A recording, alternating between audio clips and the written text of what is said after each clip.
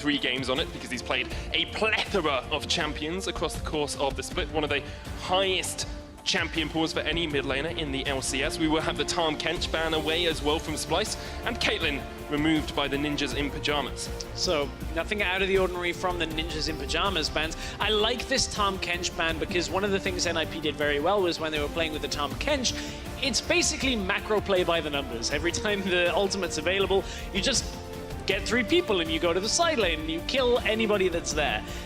Not the case this time around. An interesting priority, the Cogmore being taken away. Now, is that going to be a Kalista available for first pick for Splyce? Very different draft here, taking away one of the scaling and lane matchups that can do okay.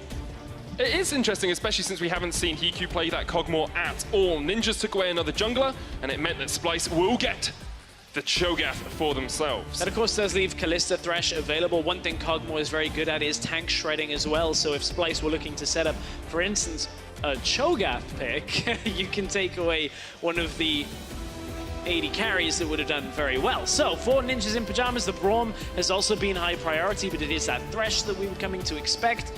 For now, though, is it going to be the jungle pick for Shook? He's got Gragas, Sejuani, Kha'Zix. All of these picks are available. Splyce can't ban all of them out, but it could be the Cho'Gath in the top lane if they end up flexing it. It's a possibility. It's something we saw in the North American Challenger Series a lot, actually. That Cho'Gath being taken top, and then a Gragas alongside it out of the jungle. Trashy, very comfortable on the Gragas, and NIP will realize that. They'll take it away for Shook. This is the first time he's played Gragas this split, but it suits the meta junglers a lot more. Yeah, also does give them that flex potential ever so slightly. Gragas not seen too much in the top lane anymore, but certainly if the matchup favors it, you can end up taking that neutralizing top lane. However, we're looking at bottom lane right now for Splyce. Will it be the 80 carry presence with the Kalista here? Will it be the Varus that we've seen out of Kobe as well? It's going to be the Syndra instead, Stress. So those 80 carries looking towards that second rotation. Senkuk's very happy with his R presses in the first game, has realized he can do that once again. And NIP perhaps will look to answer the mid lane. One champion that is good at denying the R press is that Fizz. We saw the hover over. It's a good matchup in Syndra, but would be expecting a more standard, less all-in focus. This Orianna would be a decent pick for NIP if they wanted it. Gives them that team fight presence from Nagne, some insurance with regards to scaling. So now we might see NIP ban away the 80 carries, but that would hinder their own pool. If they were to look to leave one up, take it and ban away everything else.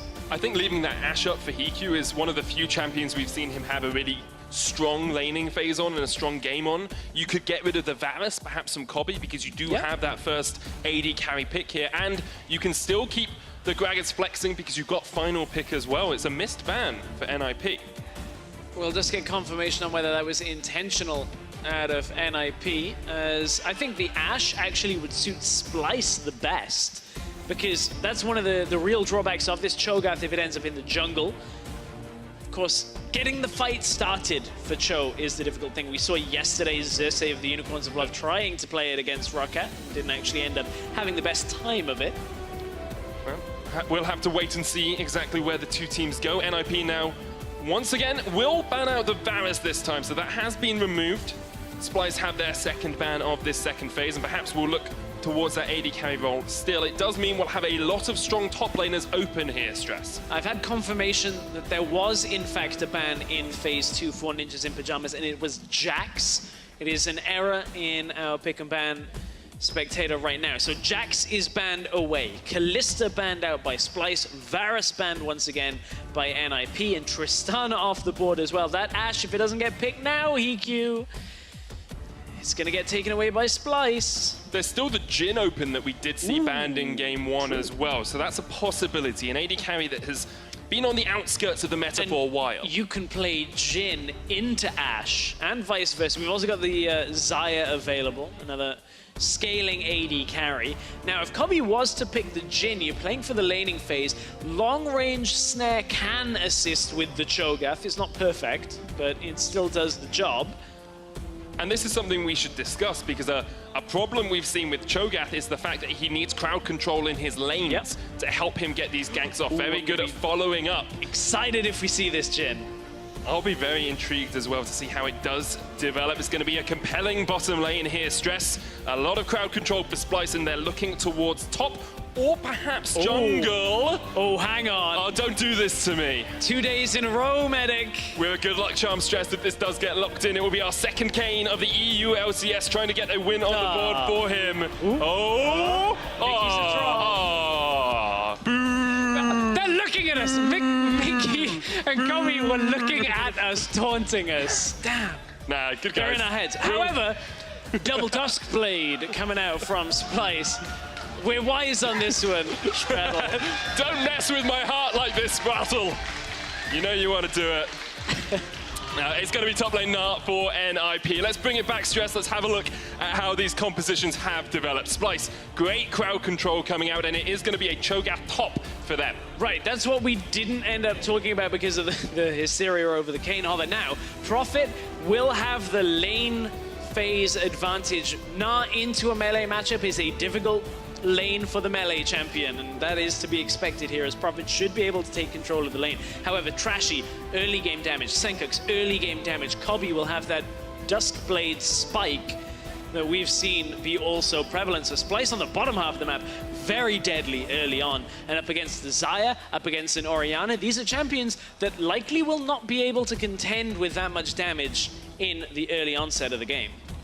It's a big question as to whether NIP can keep their hopes alive of a series win, or whether Splyce will take another victory once again. It's a balancing act, you have to feel, some of the time for NIP. Their early game has looked good at times, Stress. It has looked strong, and if you think perhaps they can translate that early game presence into a win here, make sure you jump on Twitter at LOL Esports, hashtag NIP win if you think the Ninjas will sneak away their first game, and hashtag SPY win if you think Splyce will sink in the fangs and close out the series. Mickey's a big troll.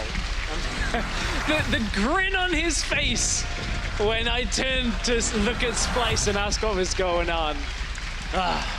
Well, we got baited, man. We did. We got totally debated by them there, and we are going to get onto these Summoners Whip for what could be the final game of the day. Splyce are going to take on the Ninjas in Pyjamas. And we'll have to wait and see how this early game develops once again. I want to put particular focus down towards that bottom side of the map. It could be explosive. Yeah, especially on that fourth shot from Jhin. If you compare that with Duskblade as we get the fly through to start things off. And Jhin, typically decent in the laning phase for being a bit of a bully. If you can connect with that fourth shot from Jhin, of course, you get that massive surge of extra damage on the guaranteed crit. And Kobe should be able to take control. We spoke in game one about how much Kobe and Mickey love to be aggressive in the lane, set up plays. Well, they got a Braum that can land the Q and combo in with the Kha'Zix and the Jhin. I want to see how much they can get done here, because Hiku and Spraddle, they got caught skirmishing in the first game a couple times too often. And something we also saw in the first game was Shook's priority up towards this top side on this Lee Sin. He was looking for regular ganks up there. Now he's got the Gragas, has a bit more crowd control. Prophet has a winning lane on the top side as well. Will we see NIP focusing more pressure up towards that top side, knowing that the bottom side of the map perhaps won't go in their favor? I think they have to, realistically. I think they really have to get Prophet ahead and get him control of the side lane. One thing I'm expecting out of Wonder, Righteous Glory. Build path now includes armor. It actually goes well against the Gnar, and allows Splyce to have that ability to get Cho'Gath into the fights. That's obviously a later item. We're seeing the early game super leash start out of Splyce, where Trashy takes the small Raptors, goes over to his bottom lane, having started the red buff for him. Trashy can secure that very easily and look to get out on the map a little bit faster. It's not the option you can have on the red side. You can see Shook is going to be a little bit behind the curve. It's intriguing as well, because we've developed this story about Trashy being this tanky, cerebral jungler who thinks about his gank paths and plays around the map, doesn't really go for these assassins. This game, he's on Kha'Zix. Shook is the assassin jungler. He's the one who wants to go for these aggressive carries. And now he's on Gragas for the first time in the split. Basically the first time he's played a pure tank jungler as well. Did have an Olaf game earlier on and a few Rek'Sai games, but those are more bruisery. This is a pure tank who is looking to facilitate his team. Yeah, and we'll see whether he can actually get the team rolling, get them into fights. While we're looking at an unorthodox matchup in the top lane, I actually want to maybe ponder on some of the reasons we're seeing Cho'Gath top lane and how maybe it's not quite as detrimental as I first thought against the Gnar. So Cho'Gath's passive gives him a lot of sustain in the laning phase, and his new E, the ability to get % health damage, works very well against tanks. So in mini Gnar form, maybe not exactly the best of damage output, but look at how well Cho'Gath is farming now. Hasn't missed a CS yet in this game, and is full health against a Gnar.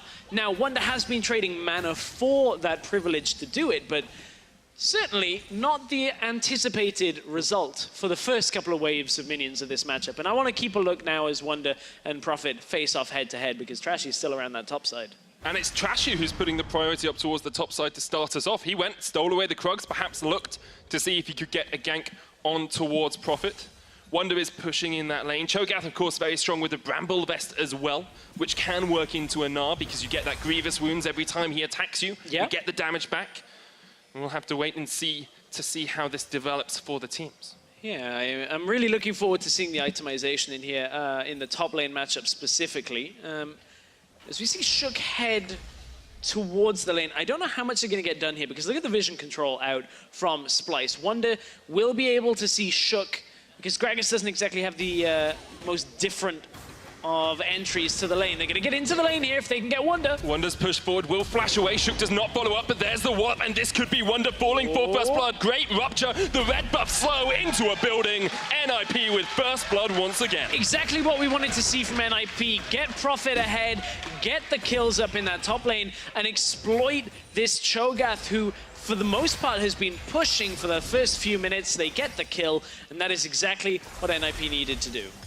And it's a weakness of Cho'Gath as well. We talk about his strengths, also have to talk about his weaknesses. Trashy is going to get on towards Nagne here, who melts him down quite a lot, actually. Getting a lot of damage, flashes for it. That's not enough with the final auto attack. Nagne got a little bit baited by the fact he has this Storm Raider Surge, was able to just keep gotta go fast, stick on to Trashy at that point. So this is a top lane gank. We were talking about how maybe because of the ward it would have been enough, but look, Wonder takes a lot of damage off the first hyper proc, and then from there Prophet is close enough to flash wallop, gets the damage down, and it's just the case of lining up the clock. Is it the clock? He's gentleman now. I think it's a clock tower, isn't it? Yes, clock tower probably. It's a type of building. Just throw Maybe the it's clock Big Ben. it. Maybe it's Big Ben. We'll go with Big Ben. And with that kill, NIP now have 16 First Bloods in their 20 games for the split. One of the highest percentages in the league, in all honesty. I think just behind Fnatic right at the top. And this is the NIP early game that we extolled in the first game stress. This is where we said they get their advantages, and this is where we want to see them snowball from, because they do have a lead.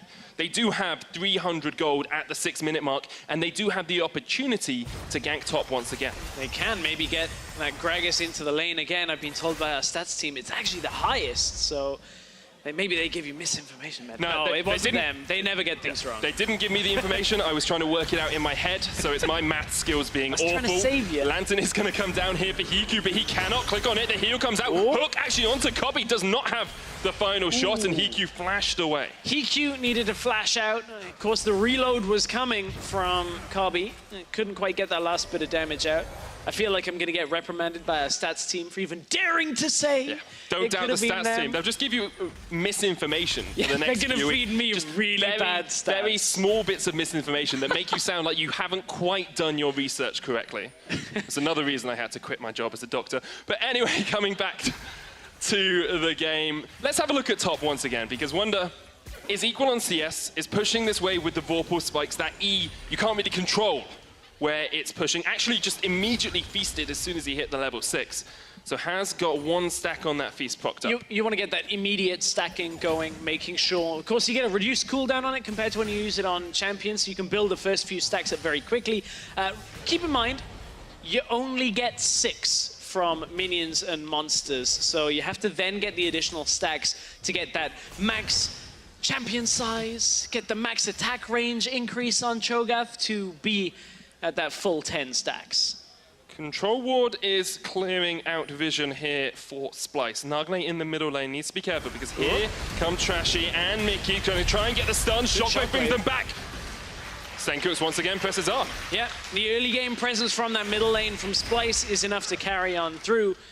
And I want to see Splyce continue to do this until this Cho'Gath has got a bunch of stacks, because while it might have been those things that have a cap that I was talking about on stacks, you do not get a cap on the maximum health you get, the scaling on your E. These stack infinitely, and that makes Cho'Gath very deadly because he doesn't lose them when he dies anymore. So you get the first stacks very easily, and if you work for the rest of them, generally you one-shot 80 carries later on in the game. Can do a lot of work for you, and at the moment, Splyce are having a lot of work done in this bottom lane as well. Cobby's got a 10 CS lead, and this is something we have seen from him time and time again. In game 1, he had a 3 CS lead, didn't even get killed, had a huge gold lead as well because of those lane swaps, because of being able to pick up the extra gold from the turrets that Splyce were taking.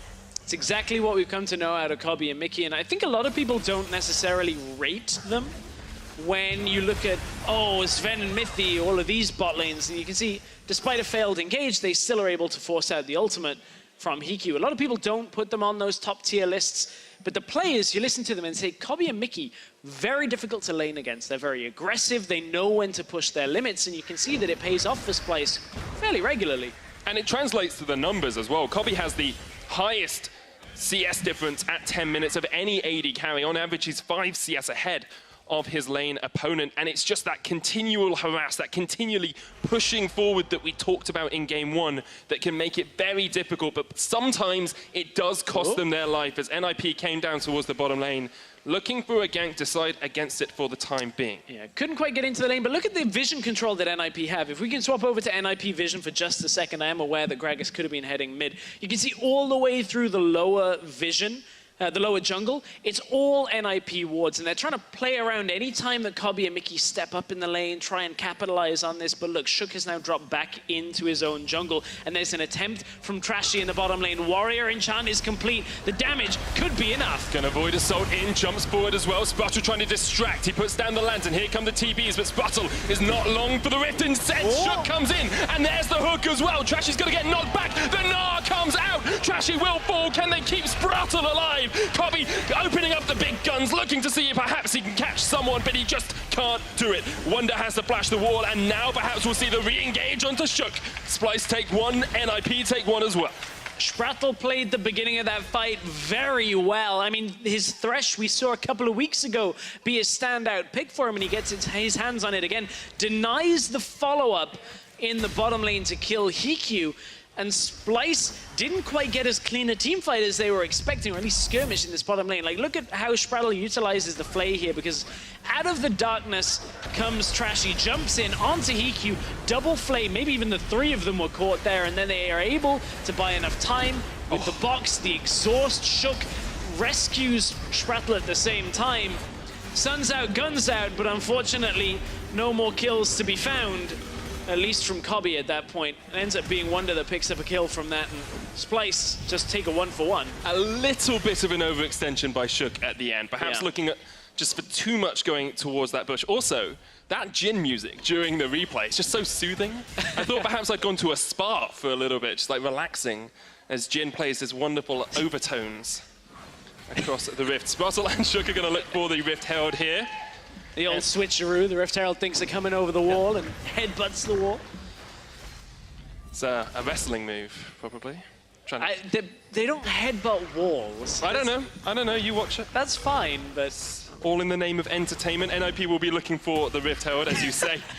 And actually, let's come back to this top lane, because although Prophet's got a second kill here, he's behind in CS to Wonder, who's got Ninja Tabi, Glacial Shroud as well. Early armor itemization. And gotta go fast once that Righteous Glory for the rest of this game. That was the item, the big one that we wanted people to buy on Cho'Gath, and seems to be on the way. Splyce gonna need that to get Wonder into the fights, but outside of Senkux getting a catch, or Cobby getting a catch with his W, it's actually not the primary hard engage that we would like to see with the Cho'Gath. The Ashe supplemented it very well, but bottom lane, there's a stun, there's a fight. Senkux is here, he will use the Unleashed Power. Sprattle cannot escape. It's another kill for Splyce, and Splyce are just roaming around this map, actually now have the vision control down towards this bottom side. That was exactly where I was going to go next, Medic, was we had all of the wards bot side for NIP earlier on, and it hasn't done them too much more than just that skirmish they could equalize. Now, Splyce looks to push the bottom lane, looking to get tower first blood for themselves and establish a significant lead in this game. 30 CS in that bottom lane. A tower first blood as well, an Ocean Drake, and this is curtains for NIP. Still unable to win a game if they lose a Drake, and Trashy is going to spell their doom with this Ocean. It's over, guys. FF of 50. Oh, yeah. The quick stat coming back in again here with the never lose the dragon in a win. I'm not so focused on the dragon right now. You know what I'm focused on, Medic? Wrestling, probably. No, the Duskblade. The Duskblade on Jhin. It's finally here. Duskblade has arrived, which means he's going to walk into a fight and just hit somebody really hard. If he can drop vision and then get a fourth shot off, that is really going to hurt. We're going to watch for it. We're going to build up to it. I want Jaws theme music in the background for this first. That's Trevor's gimmick. First auto attack. Yeah, it's your gimmick now, apparently, Stress. Wonder has that Righteous Glory completed. Let's have a quick look across the rest of the items as the Rift Herald comes down in mid. It's Morello versus Morello in the mid lane. No completed item yet for Hiku nor for Profit. This shows how far Splyce are ahead. And Cobby is up in the top lane now, so there's no real way of Splyce to defend this with any sense of solidarity here. So that's actually a nice pickup from NIP, being able to utilize the Rift Herald, break through the mid lane, kind of exploits what they gave away on the bottom side for Splyce. That was the trade that they ended up taking, is bot lane tower now for mid lane tower, thanks to that Rift Herald. Well, we said we wanted to see teams use it more proactively, not just wait for the cooldown timer to come out, and that's what we've seen from NIP in this game. Saw it from them in the first game as well. They're able to... Oh no, that was Splyce used it in the first game. I keep thinking the red side is the same team, but I need to remember, they switch. Sometimes. Depends it's because sometimes they don't switch. It just confuses me. Anyway, Cobby and Mickey are looking up towards that first tower, second tower in the top lane. We do have Trashy just waiting in the wings as well, so perhaps NIP might get caught out, but Hiku and Sprossel are relatively safe on this Xayah and this Thresh. I'm a little disappointed. Trashy, it's not going Duskblade yet. That longsword, of course, could go there, but I think likely going Black Cleaver. Yeah. It's okay. It's fine. Okay. It's we got one Duskblade, yeah. and we got a Kayn yesterday. We got a Cho'Gath in the top lane. Medic, people are looking at this saying, why is this so different to my solo queue? Why doesn't the Duskblade come out all the time? And then you answer with, well, there's a Gragas. On the other side, there's a Gnar who's going to have higher resistances. And quite frankly, flat armor penetration, not so great in those situations. Great for dealing with squishies and team compositions that don't have front lines, but doesn't quite live up. You want the Black Cleaver, get that armor reduction, get the percentage penetration from the Last Whisper items, then you're better against tanks. You want to reduce the armor rather than just cut through it. That's the difference between professional play and solo queue. In solo queue, people don't know how to build. They just build wrong, and they play the wrong champions. Have you watched Power of Evil build? Like, that guy, he knows how to build. But he's like Genja. Remember when Genja was playing all of these weird things, and we were like, what are you doing? What are you doing? Like, why are you getting tier on Varus? And then it became the thing. It was Trinity Force on Cogmore as well, was another one. Genja broke the meta, and at the moment, that's what PoE are doing. Problem is, in this game, Cobby is breaking the bank right now with his lead up against Hiku. 1,300 gold. That's a BF Sword's difference if he was actually buying it. He's, of course, gone Zeal. Funnily enough, that'll do on the gold difference between the two. And you can see Hiku, he's building for the later game. Likely this Essence Reaver setup that we have seen before. That means Hiku needs more time, and I feel a little bit like that story ran all the way through game number 1. That it did on the Caitlyn, tried to scale up, did have some good damage later on, but just wasn't able to output enough in the team fights before he got caught out. It is a 2,000 gold lead for Splyce, and they're grouping up to look for this mid lane tower. It's a little bit of a 1-3-1 here from Splyce, and their composition doesn't scream 1-3-1 for me. And I'll tell you why they're trying to do this. the kill pressure from a Kha'Zix and a Syndra out in a lane is so significant that say Nagne walks into top lane anywhere away from his tower and doesn't have vision on Trashy, well, you're dead. Because you get stunned, in comes the Kha'Zix, you get killed. The same can be said with the Cho'Gath. Insta-kill presence in the bottom lane with that feast, with the stacks. I want to check how many Wonders got. 7 stacks already, 2 from monsters, 4 from minions, 1 from a champion. So he is already at that point where the only stacks he'll get now are from Dragon and Champions and Baron. But that's okay for him. He's not going to lose any of the 7. It's pretty beastly. And at the moment, you don't lose any on death, as you say. Prophet is just going to have to walk away from this top side, and Splyce will look for some damage on towards the tower. Kobe, you still haven't broken out that Duskblade on a champion yet. I still want to see it. I just want to see him like one pop. One bang, one deeg. One deeg across the map. Yeah, well, you know, 4 shots in the chamber, basically the same. It's basically exactly the same thing. NIP will trade a turret here in the bottom lane. This is what we like to see from teams that are behind. As much as, yes, you're losing a tier 2 tower for a tier 1, you're still getting some of that gold back, getting a small sliver of hope for yourself. I feel like with that vocabulary, you like flirted with the idea of FPS casting. Didn't quite go into it with the 1D, but it's okay. My home is League. My home is League. Maybe I did that to my patience. Maybe that's another reason I had to quit. In the middle of surgery, I was just like, 1D, 1D. This is, oh, okay, I was on a completely different page. That was very dark, but one page that we want to look at is going to be the mid lane page of Kobe not hitting Nagne. What a shame. With his W. Has now got a rapid fire cannon as well, so he can get that Duskblade proc from further away if he wants to use it. Shook is going to get caught out by 4 members of Splyce here. They aren't able to collapse, but for the time being, Splyce just have the freedom to roam wherever they want on the map. They're looking for an Infernal Drake to add to their collection. And I love the ability for Duskblade to allow you to clear out wards. It allows you to set up vision control and then maybe set up a fight. Infernal Drake, Glacial Fissure onto Shook as well. Here comes the TP, but Shook is just dead. Kobe opens up the big guns. Can he catch on towards Nagne? Not quite.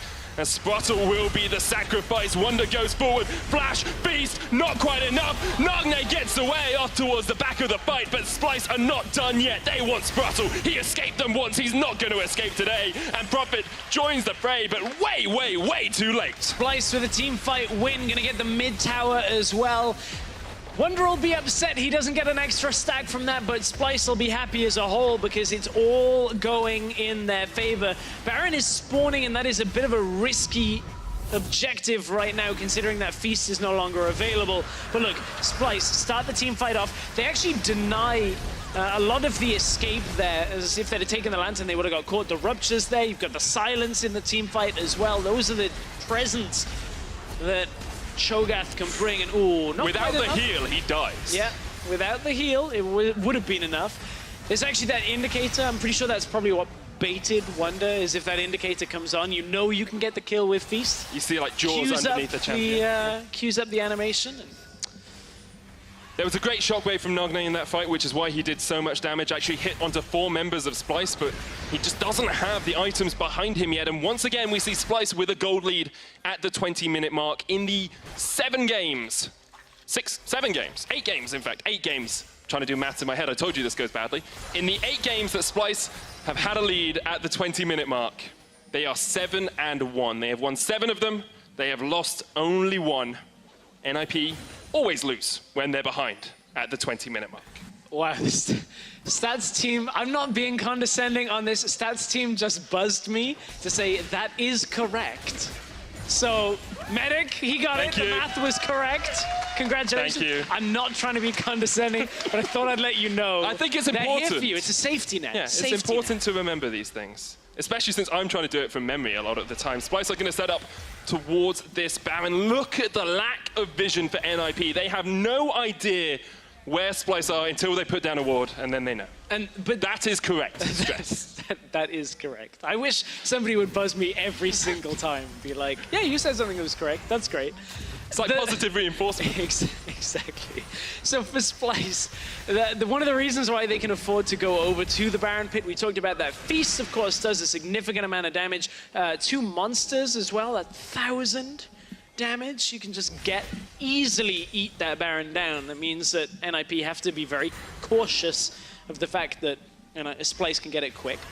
The difficulty they do have, though, is the fact that NIP are starting to get a little bit closer to scaling in this game. They're a long way off still, but now that Frozen Mallet is completed for Prophet, it means he does assume a little more control on the side lane. They gotta be careful of that. And that's something I want to see a little bit more from Prophet. Yes, you can join team fights. He doesn't have teleport at the moment, so he's a little bit more grouped with his team.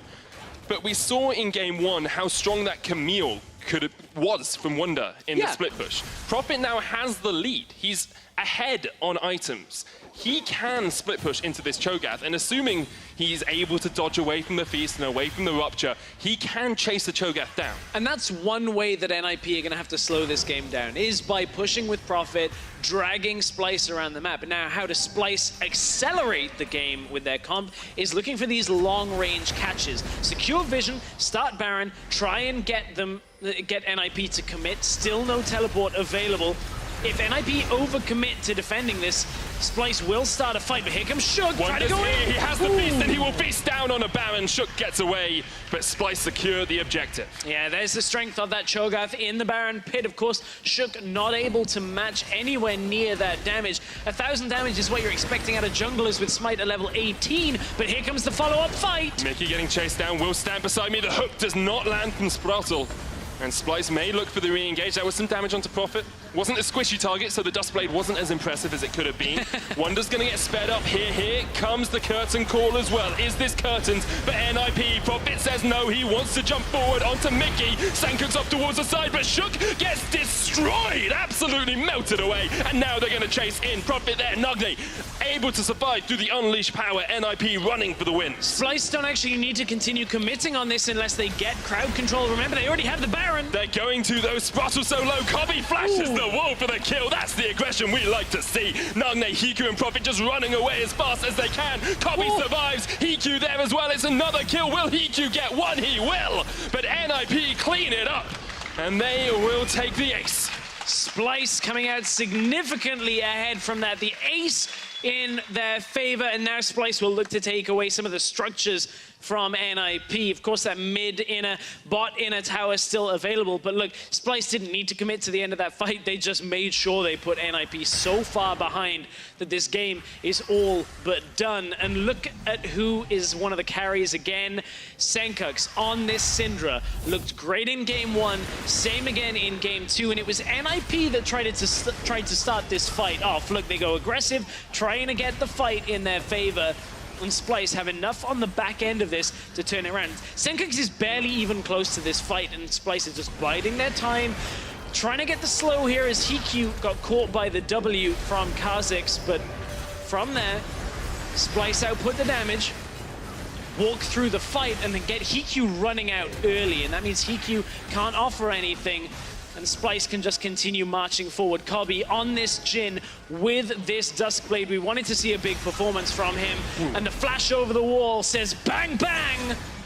He shut them down in the bottom lane. Unfortunately, not enough to take out Prophet at the same time. He does get Prophet afterwards, though. Oh, yeah, Trashy. he takes out Prophet, but then it's Hiku he actually can't get. That's what I meant to say. It doesn't matter. Trashy is able to take him out in the end of all things. Splyce get the ace. Look at that damage from a Jhin. Just a little bit.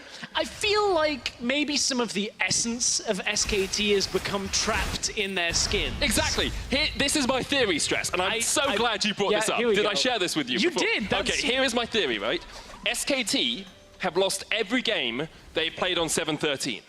7-13 is the patch where SKT skins came out.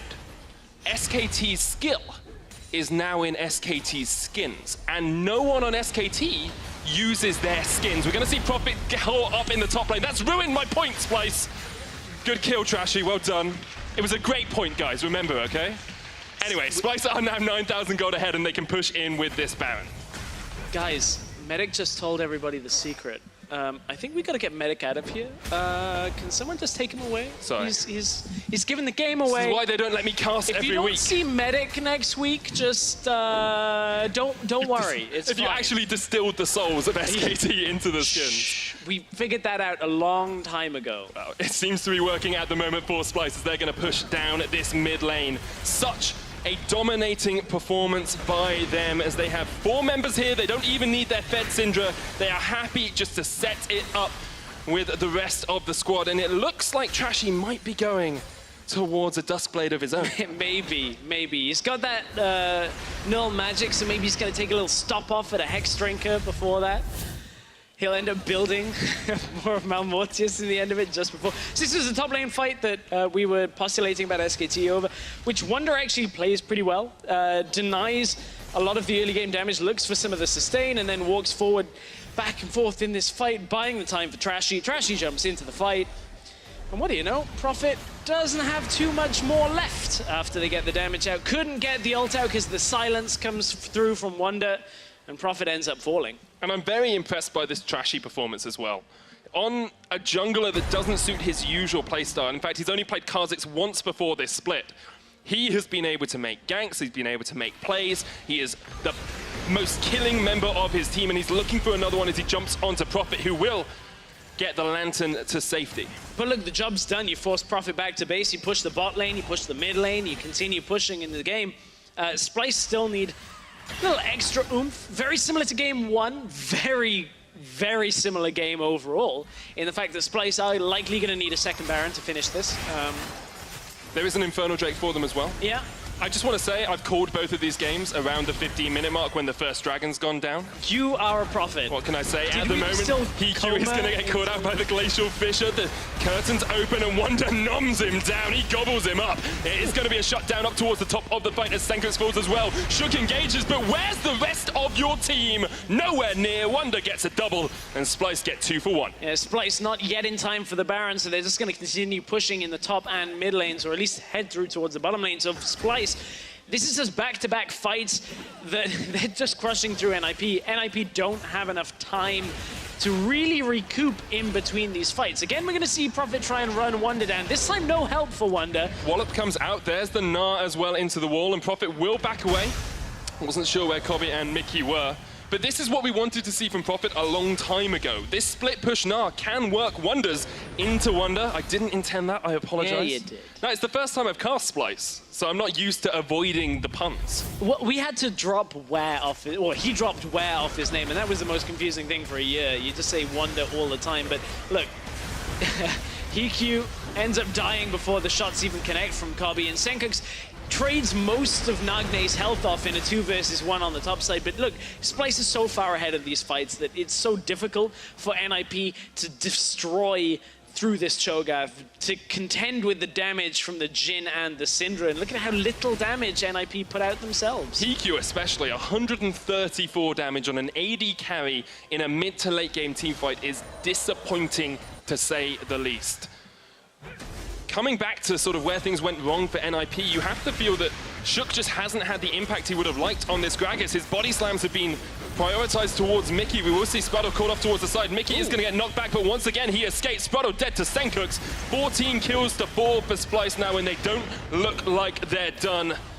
For the time being, they don't want any more. Very composed by Wonder in the bottom lane and the rest of Splyce, because Mickey looked like he was going to drop, but Wonder didn't even start channeling the TP. Look at how much Wonder just pushes the lane, just walks up 2 autos, walks back away. This Cho'Gath is huge. Currently on 9 stacks, is dealing a lot of damage. That E is doing 8.5% of the enemy's damage right now. 8.5% max HP health, yeah, on each proc of that E, and you get 3 per auto, per set as well. So it's an incredible amount of damage. Scales infinitely, and at the moment Splyce are looking to scale into the late game with a Baron. They will disengage from it for the time being. Prophet pushed off towards the side by Senkux. Here comes the engagement. Wonder, EQ! Oh. Goodbye, my son! Nothing you can do against Wonder when he wants to nom you down. And Splyce will take another kill. That's disgusting. It's gross. That is so disgusting. It's the sort of thing, like, in a solo queue game, I would be just spamming FF now. I'm just like, I'm done. I can't play against the Cho'Gath this bit. So, Wonder has 4,500 health before Stoneplate. Then he pops Stoneplate. Probably around 7,000, but look, Baron has been started. Smite Cam is up. Mickey there, now into the wall on Wonder as well, and Splyce will have to stop the Baron as they catch out Shook. Wonder still unkilled, Mickey gets another, and this is Splyce just cleaning up They will get the delayed ace, and perhaps they'll look to break the base of NIP. Splyce is just going to push through on this. There's no way of stopping them. Only Hiku lives. And look at that cooldown on Feast. Medic, if Hiku gets too close to Wonder. Now, there's no stone plate. You can take but him, look, Hiku. Wonder, full health. He's just going to pop that right. Oh, no, doesn't have Righteous Glory yet. It's not quite going to be destined for that Feast. Splyce might just look to close the game here. Look at him. Stress, 19 kills to 4. Oh, I see, it was the Duskblade Pox. We got what we wanted, and Splyce are going to get what they want as well. They'll take the Nexus turrets down. They will look for the win. Easy peasy lemon squeezy say Splyce as they take a comfortable 2-0 victory over NIP.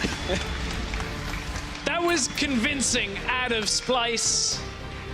From the minute the game started in Game 2, it realistically looked in their control. 7-1 and 4 for Senkos. Good setup through the game, and this Cho'Gath in the top lane was just too difficult for NIP to deal with.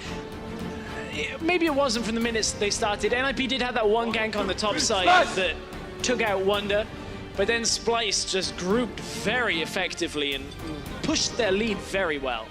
And it was the sort of performance we wanted to see from Splyce as well. They face up against Misfits on Sunday this week. A big match for those middle-of-the-table teams challenging for the playoffs. Perhaps even a quarter-final in the offing, a semi-final in the offing between these two teams. And the winner of that will be a lot more confident coming out of cross-group play.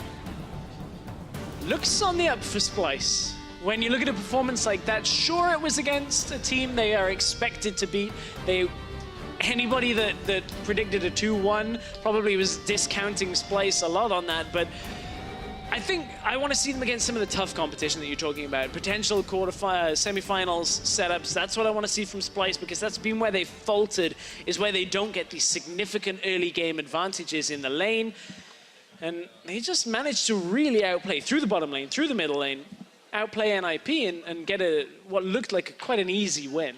And the questions we asked about Splyce coming into the day was could they play around their draft? Could they match the expectations that are set in that drafting phase? And their draft today was very strong. They got exactly what they wanted, and they actually played to it as well, which is what I love to see. Their early game in both games didn't need to be strong because they scaled into mid, and when they got to that mid game, they were able to take the advantages they needed. So a lot of fun stuff today. Lots of things I want to hear the analyst desk talk about. Yeah, Splyce pulled off a powerful 2-0 victory against the Ninjas in Pyjamas. Let's check in on the analyst desk for more on today's series. Thank you very much, guys. We are just setting up for an interview with some of the Splyce boys, of course. So we can talk about a couple of specific things, but I first want to start with Cho'Gath. Obviously, Alfari, we saw it in the top lane. We'd previously seen it in the jungle only. In general, what do you make of Cho'Gath top, and what do you make of it in the matchup versus Gnar? I think Cho'Gath top is generally, it's a good pick, Cho'Gath. It's a really strong flex pick. It's like a top tier jungler at the moment. And most of his matchups top lane, they can just farm because of his passive. And he has fairly low mana costs on his spells, so he's kind of safe for laning. He does have some counter picks, like we saw NIP try Gnar, which is good. It's one of the better picks against Cho'Gath, in that the lane phase is kind of even. Cho'Gath will have push for some levels, but then once Gnar has 1 or 2 items, he will always have priority in the side lane against him, and if not, Cho'Gath oversteps, he'll just chase him down.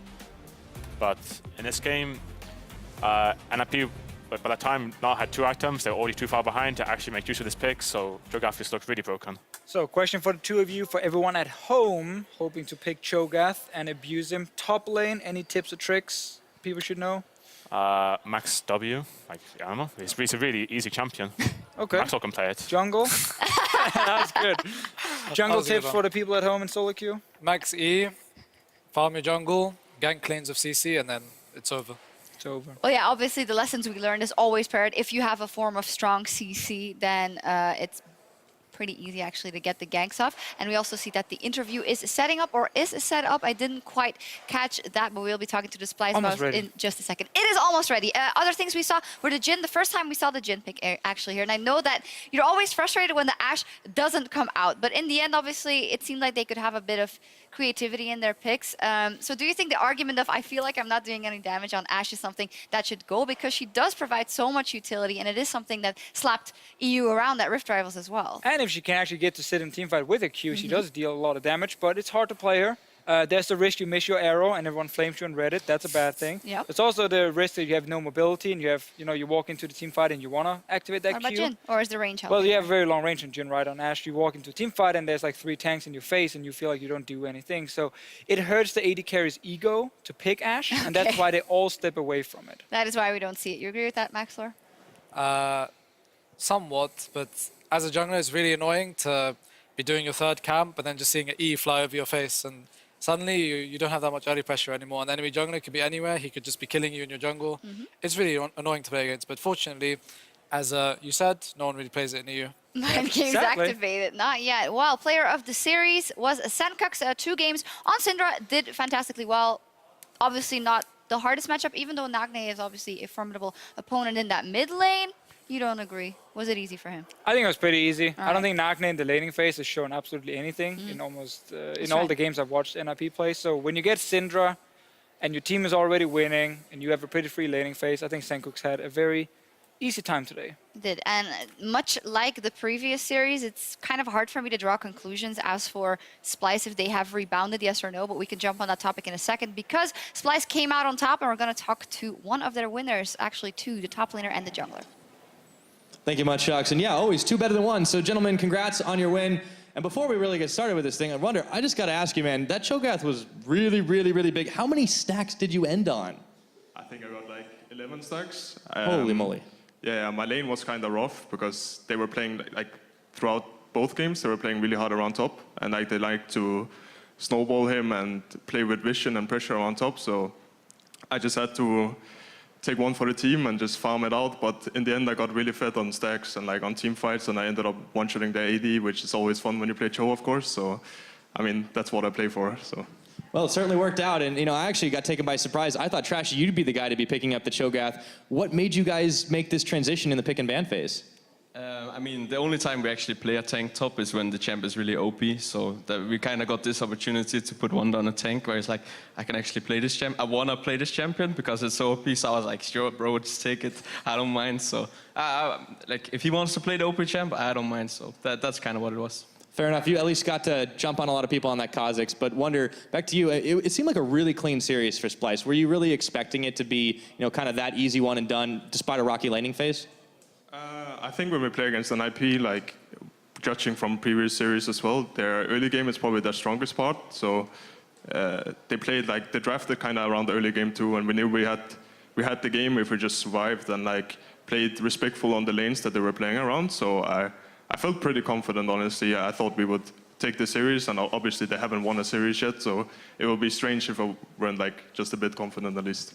Oh, absolutely. And now, it's seeming like you guys were under a little bit of pressure because you'd been on a couple of week losing streak. Admittedly, that's against some top teams in the other group, but did you feel like you really had to step up and perform today? Personally, I didn't really mind too much about this game because I kind of knew we would just win the game with the state of how they're playing. Our real test is on Sunday against Misfits. I think all of us were actually really disappointed with how we played against the top teams. We were not playing to the level we know we can play at. So for us, this win doesn't really show anything, in my opinion. We just need to show it against better teams. Well, interesting point. Okay, so you have another tougher opponent coming up, but at the same time, you're sitting very comfortably in that 3rd place spot in your group, which means playoffs. What has to happen for Splyce to be able to leapfrog some of those other guys, the H2Ks, the Unicorns of Loves ahead of you? I think what happened is we got a new thing in our house. It's a guy called Boris, and he's gonna make it happen. All right, shout out for Boris. Okay, thank you very much, gentlemen. Congratulations on your victory. Okay, let's send it back over to Shocks and Crew at the analyst desk to close out the day. Pyra! Who's How this can you not Boris? ask about Boris? Who is Boris? Apparently he's going to help Splyce. It is 2-0 today. Illustrious. We have someone named Boris who's going to help us out. Personal trainer, cook, maybe? Maybe he's going to dumpster Misfits. Who Yeah, knows? maybe he is the X factor that's going to, when Sunday you guys play versus each other. Aren't you scared? Boris, man. I really hope Boris falls ill or something, because right now I have no chance. But No he's not on confidence. stage. That's the point. We don't He's know. a mystery. Yeah. Oh, yeah, but I mean, if he falls ill, I guess, never mind. All right, He's well, at home at the house. So What a you just have to play. cliffhanger. What a cliffhanger. But you guys are playing Splyce on Sunday. So my question I was going to before the interview, obviously it's hard to tell relative level of a team when they play a team that is not supposed to win versus them. So what do you think of Splyce now, the fish show? I mean, but that's the hard thing, right? Because Right. it makes it very difficult to say if Splyce are looking fantastic. I think we can judge the draft. Did they kind of understand the meta the way the UK lads and myself are looking at the meta right now? I think last game they went for Kha'Zix instead of a third tank, which is obviously a negative in Maxlaw's book right there. There was no Maokai coming in. I think overall, though, they had really good grasp of what to do with the draft in this meta from the side. Just would like to see the Ashe. That's basically it. We would like to But see that's a that. small thing. So I think Splyce in that case showed some good things, but it was pretty easy because they play NIP. Yeah, Banter Squad, how well are you going to beat Splyce on Sunday, Maxlor? How well are By we how doing? much? Oh, I can't English. Are you gonna beat them? Yeah, Well, I got to dominate them. yeah. Of course. I just have to bribe Boris. Right, whoever Boris is. Well, we may find out. We are going to talk about your series, though, because Maxlor and Alfari with Misfits, you guys beat the Mysterious Monkeys earlier today, and it turned out to be a very dominant win. And things we were looking at before coming into this is that Power of Evil has been very consistent all split, but sometimes it seemed that that was the only thing you guys could rely on to kind of snowball games or end games, and in the mid game it would go to the wayside. Is that specifically something you guys have trained on? Well, on Power of Evil being a coin flip player. No, no. I'm relying on him a bit too much, maybe, to win games because their famous Misfits late game has not been too great this split. Right. Yeah. I mean, it just depends who we're playing around. Most of the time, it's going to be mid because mid jungle is like a combo. It just goes together, you know. And mid lane is, I would say, the most OP role in competitive if you play it properly with your jungler. So obviously, if you're playing around your mid laner, which I think most teams should, or some teams already do, like H2K and G2, then you can pick up a lot of wins. On occasion, you can go top and bot, but it's mainly mid lane and jungle. Yeah, player of the series was Ignar. Meta-wise, it seems to fit you guys, and we always say that when Ignar has these champions where he can just totally engage the fight and make something happen. How do you feel you guys do in the meta right now, Alfari? I mean, I know Ignar likes the meta at the moment, being able to play a lot of these tank supports. That's kind of fits his playstyle. He doesn't like the caster supports as much. So champions like Braum, Thresh, he likes them a lot more. You know, he likes to be able to engage, make flashy plays. It fits his playstyle, and he's really good at engaging. Max was Don't trying worry, to be he careful. didn't leak anything. Yeah. It's pretty obvious that Ignar prefers to play engage support instead of Karma. Pretty obvious. I'm just holding him back here. He That's might fine. have said a few more support picks. Yeah, but Maxlor is trying to not have Alfari give too much information to the enemies. Maxlor, you have been very outspoken about how you feel that in the meta, it's very much ARAM meta. Everyone can go mid, and if you have a better comp, you can just beat them. Or was that paraphrased incorrectly? Well, it's not only about the better ARAM composition, it's more playing the early game with these tanks or these picks that are not so great early game compared to a Kha'Zix or something, and then just getting to mid-late and just playing them really good, understanding macro better than the enemy, which I do believe we do, but we just need to be more consistent in our drafts and our gameplay, and we should be able to conquer Europe.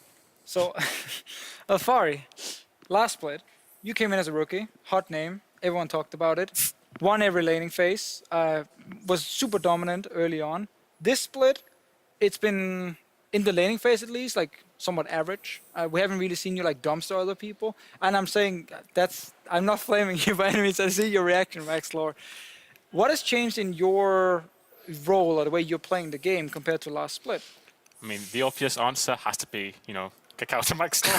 Probably, I'm hoping you were going to say that. Maxlor is, you know, better late game, but early game he's maybe, you know, not as helpful. So. Well, but Maxlor helped you throw a 7,000k gold lead versus H2K, though, so I don't know. That was impressive, though. Yeah, that was impressive. Actually, I don't know why he kicked Kakao. Apparently camping top is just not enough. I mean, in our Unicorns of Love game, I was Gragas against Elise, which you're meant to lose early, but I sacrificed my own farm to counter gank top lane, get my top lane ahead, and unfortunately, I would say some players were born to carry, others should just stick to tanks.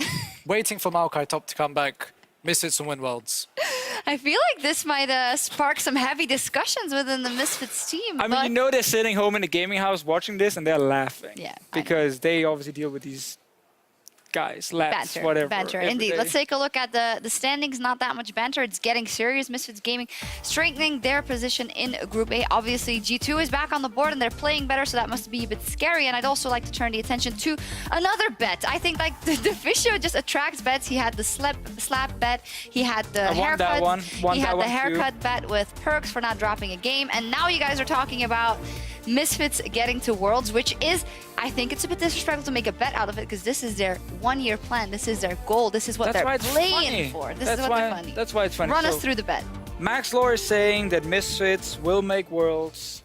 I'm saying Misfits will not make Worlds for the sake of the bet. I'm not saying they can't make Worlds. That's not what I'm saying. They also had some trouble coming up with what would be kind of the bet, what anyone would have to do. So if you have any ideas, tweet at RiotOfficial, tweet at MaxLore, I think it is. Or is it MSF MaxLore? No, it's Max Lolo. MaxLore, and Max say Lore. what you want the bet to Brand. comprise of. But seriously, that is the one-year goal. And obviously, that is what's constantly being referred to when we talk to your team. So how much are you constantly kind of thinking about that? Is it going to be a huge failure? What if the 3 teams that stand up just turn out to be better at this point in time?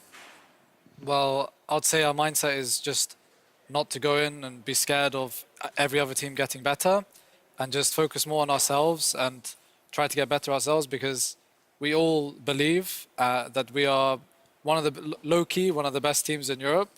We just need to pull it off on stage. Right. Well, I actually want to ask about Yeah. that because I hear that from pro players now.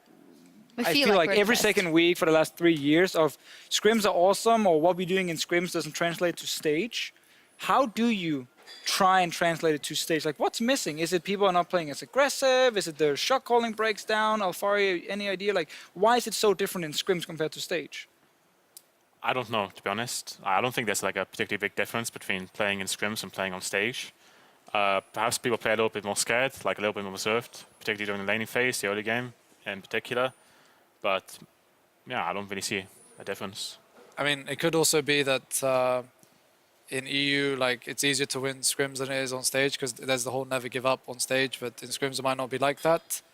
But I believe we're a team that plays very similar to in scrims as we do on stage. Sure. However, we still have things we need to work on. We've done pretty good for our drafts this week. We've improved them a lot, in my opinion, and we've kind of laid down an agreement between all 5 players of champs we should all play and what our comp does and what we should aim to get out of every game. So we just need to keep working together, I guess. And when we draft a new composition, maybe to counter this ARAM meta or whatever, then we need to sit as 5 again and work really hard. And I would say there's more to League than just playing and possibly watching solo queue replays or whatever. I'd say you have to watch a lot more LCK, which lots of teams don't. And you have to brainstorm more and talk more as a 5, have team meetings and just make sure that you're all on the same page. Because sometimes if one person is crumbling in terms of there's a game plan and he doesn't agree with it, then the whole team will fall. All right, and a cornerstone of all that is obviously scrims as well. And I can't count how many times we've heard a team speak out on the fact that scrim culture in Europe is sometimes a bit crap, and you guys always allude to it, the fact that people turn to FF quickly when it's not going their way. So Right. And is it looking up? But you don't obviously know, you're not in the scrims, but no. is it looking up, the scrim culture? I mean, we try not to FF, even though we might want to. Yeah, So, yeah. But other teams still FF a lot. Well, is and that really what it is only? Like, because you always say well, they're more aggressive in scrims than they are on stage, which I can Testing understand. limits. Testing limits, exactly. But is it mostly just giving up when the game seems unwinnable? I think so. Like in scrims, it's a lot harder to get practice closing out games, I would say. Since, say a team gets Baron, like the enemy team might just, FF, because they have Baron. Like, what can you do? It's unwinnable at that point. So,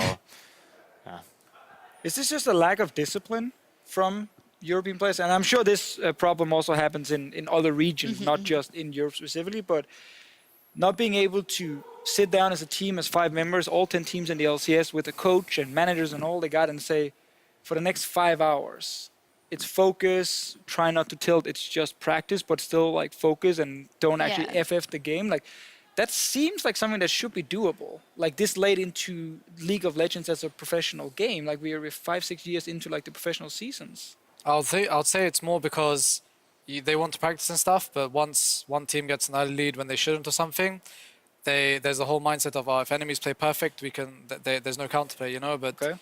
there's no. I would say one, people don't believe in the fact that enemies can make mistakes and don't think of ways to punish them. Like Fnatic are pretty good at that.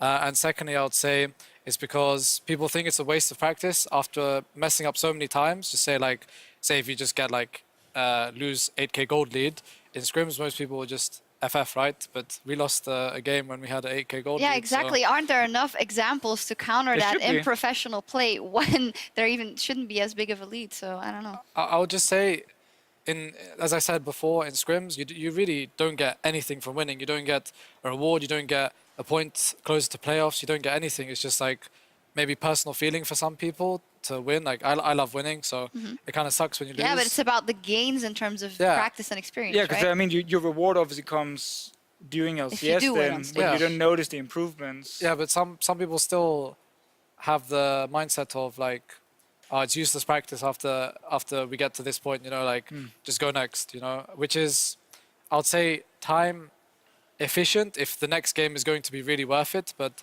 normally it's if one team FFs at 10, it's a continuing trend for the rest of the day. If you play 20 scrims in a week, how many of those are useful, you think, in your eyes?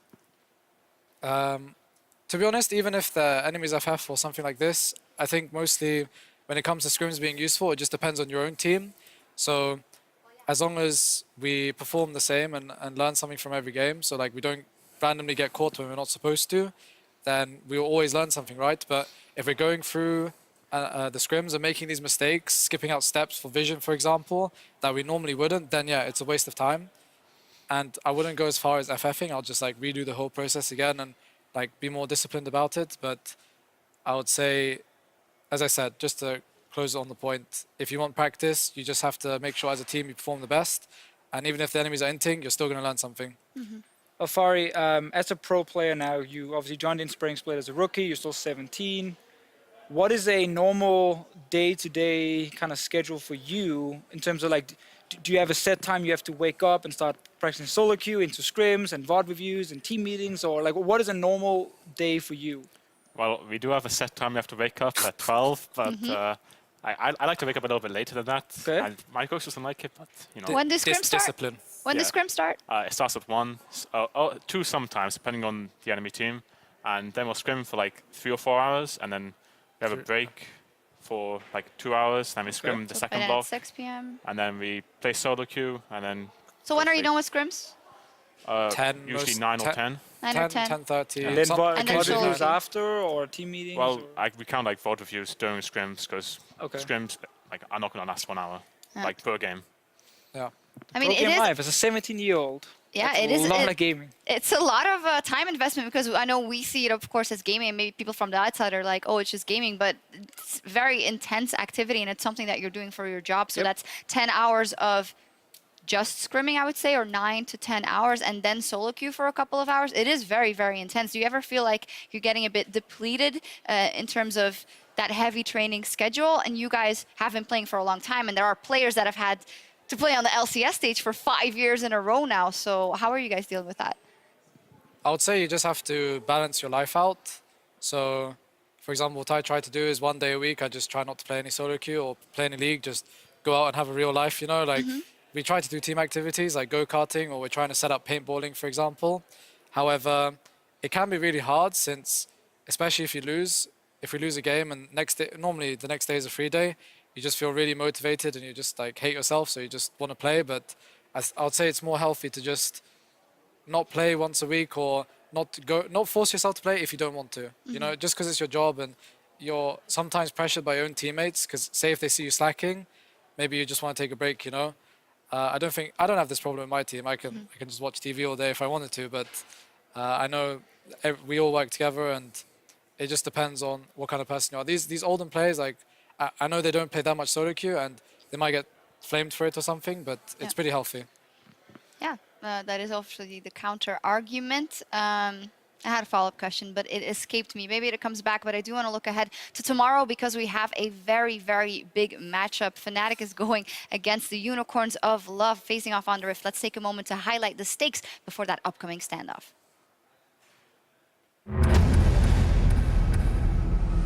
It's time to get into game 1 between Fnatic and the Unicorns of Love. It's up! Unicorns get the barrier! steal. All of a sudden, Unicorns with 2 quick kills and 1 outer turret remaining.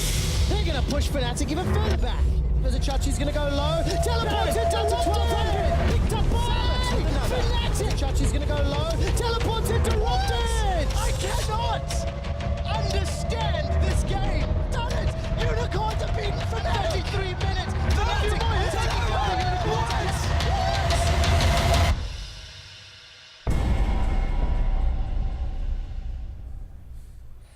Wow, what a video. Going to be a thrilling fight tomorrow when the 2 title contenders take to the stage, made slightly less epic by the fact that Rocket was able to beat the Unicorns of Love 2 days ago. But it's going to be really exciting. And you saw, or you said the minute that the T's came up, Fnatic's going to win. Why is that? I'd say it's because Unicorns of Love aren't really playing as much of it as a team in the early game, at least. Maybe mid-late game, they always do the same thing, just go mid, make a pick, etc. But early game, they have serious struggles, maybe communication or just people disrespecting the enemy jungler. And I would say that, for example, their Cho'Gath game the other day, the champs didn't really synergize that well. So I would say it's mainly draft and early game from Unicorns. And Fnatic, ever since, well, the change in AD carry picks, the games have been a lot easier for them, and they're kind of used to playing tanks in every role. Are so the training wheels off? Yeah, the training is, the handicap is just gone. You know, it's doomed for every team in Europe. But yeah, Fnatic should win. What do you think, Afari? I agree. I think Fnatic should win, but I don't think it's going to be necessarily as one-sided as Maxwell said. When he said it would be like a 2-0. I think Unicorns. Fisher said it too. Oh, so now you're pulling me down with you? Yeah, I mean, I did say that. Stop interrupting the man. Sorry. Sure, but I think Unicorns are like so unpredictable that they could like take at least 1 game off, or maybe even win the series. They fight so often, and Fnatic also like to fight. So I think it comes down to whoever team fights better. But I agree, Fnatic should win. I think it's a problem for Unicorns of Love that the playstyle they found success with is in many ways now the meta in terms of how you draft. You draft strong scaling like comms with tanks, you know, they can win big fights in the late game, so they don't actually have that advantage. Because they used to always draft better late game comps than the other teams, and the other teams would mess up the mid game like snowball, and Unicorns would get back in the game. That is no longer very easy. If you fall down 3-4k gold and the enemy team has 3 tanks, you're not really going to win that fight. You're going to continue losing the fight. So that might actually be a big issue for them, that other teams can draft the same way. Yeah, spot on. We'll see if it just turns into a full-out brawl. Who takes the edge there? The other match that's coming your way tomorrow is G2 Esports up versus Vitality. If I was Vitality, I would be a bit, you know, a bit more scared than I would be last week, because G2 seems to have bounced back. Alfari, we've said G2 is back. How far do you think they are back to their biggest level or their highest level? I think G2 are definitely like can be considered like a top 2 team in Europe again. I don't necessarily think they're as dominant as they were last split. I think they still like show some weaknesses, but I think there's like not much hope for Vitality realistically. Like looking at how G2 have been playing recently, I think it should be 2-0 for G2. But they got nuked out. They do have Nuke Dog, but there's 5 players on G2. Right. Sadly. Come on, now you don't go with it. You're always, Nuke Dog, woo! Hey, I'm all about the Nuke Dog hype train right now. I think he's doing really well, but it's an issue for them that you look at G2 right now, and again, we look at someone like Trick, who's a bit like Maxlaw, you know, these kind of junglers where if you put them on early game Snowball, it's not always the most consistent thing you've ever seen. But if you put Trick on a level 6 jungler, like a big tank, being Graga, Sejuani, these kind of picks, he's really, really good. Like, he's actually very smart in how he plays. So I think the fact that he's been struggling in the past, if you look at like, you know, a bit of Spring Split and obviously a bit of MSI and a Summer Split, the fact he's back now and he's playing like champs that really fit him is going to mean that he's looking super good, and that really helps G2. So what you're saying is Maxlor is a future MVP. I'm saying Maxlor is a future 2-time MVP. 2-time MVP. Same split, he will get 2 MVPs. Maxlor, do you agree with the analogy to Trick as champion pool in his playstyle with you? I would say it's just if you're really good on tanks and you're really good on carry champs, right now in the meta, it's better to be really good on tanks, which is why I would say me and Trick are able to perform more. But I disagree with his point, saying that I suck on these early game Hey, champs. I didn't say that. I said a bit inconsistent. I agree with the Fisher. Inconsistent. Yeah, but I mean, it's just easier to close out games on tanks compared to a Kha'Zix, for example. Because G2 drafted the Kha'Zix yesterday, and the game was a lot longer than when they drafted the Sejuani or tank, you know? Yeah. I'm sad we have to go. The banter was Yeah, it's really most fun, actually. enjoyable and also fantastic insight on scrim culture and whatnot. So thank you guys very much for joining me. You as well, Defee Show. As always, a pleasure. It's time for us to call it a night here from Berlin. Thank you very much for watching, and we will